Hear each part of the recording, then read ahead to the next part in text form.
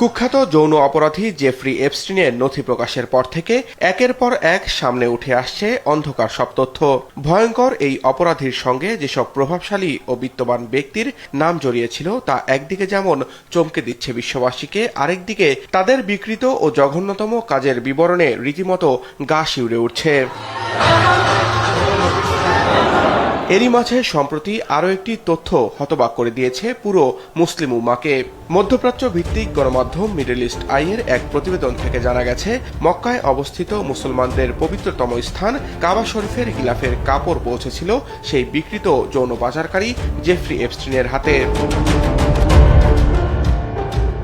2019 সালে জেফ্রি এপস্টিনের মৃত্যুর পর তার ব্যক্তিগত সম্পদ নিয়ে তদন্ত শুরু হয়। সম্প্রতি আদালতের নির্দেশে প্রকাশিত ওইসব নথিতে দেখা যায় 2017 সাল থেকে এপস্টিনের সংগ্রহে ছিল এই অত্যন্ত মূল্যবান গিলাফের কাপড় বা কিসওয়া।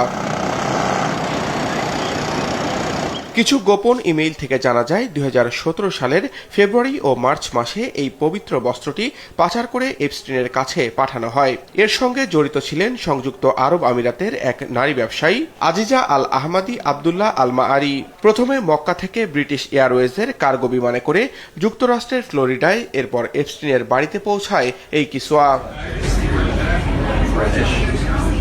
নথিতে মোট 3টি অংশের উল্লেখ পাওয়া যায়, যার একটি কাবার ভেতরের অংশের গিলাফ, আরেকটি বাইরের আবরণ, অন্য আরেকটি অব্যবহৃত টুকরো যা কাস্টমস এড়াতে শিল্পকর্ম হিসেবে তালিকাভুক্ত করা হয়। এপস্টিনকে পাঠানো একটি ইমেইলে আজিজা আহমাদি কাপড়টির মাহাত্ম্য বর্ণনা করে লেখেন, এই কালো কাপড়টি সুন্নি, শিয়া ও অন্যান্য মাযহাবের অন্তত 1 কোটি মানুষ স্পর্শ করেছেন। তারা কাবার চারপাশে তাওয়াফ করে তাদের দোয়া, ইচ্ছা, অশ্রু এবং আশা এই কাপড়ে রেখে গেছেন।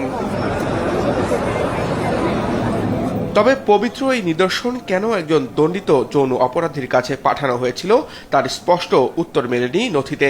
যদিও হারিকেইন ইরমার সময় এপস্টিনের যৌন কাজে ব্যবহৃত ব্যক্তিগত দ্বীপটি ক্ষতিগ্রস্ত হলে তার নিয়মিত খোঁজখবর নিতেন আহমাদি।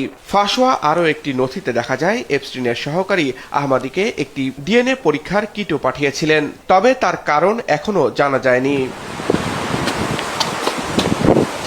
এফবিআইয়ের এক গোপন স্মারকে দাবি করা হয়, মার্কিন ও ইসরায়েলি গোয়েন্দা সংস্থার হয়ে কাজ করার পাশাপাশি ইসরায়েলের সাবেক প্রধানমন্ত্রী ইহুদ বারাকের বেশ ঘনিষ্ঠ ছিলেন ইহুদি ধর্মাবলম্বী জেফ্রি এপস্টিন।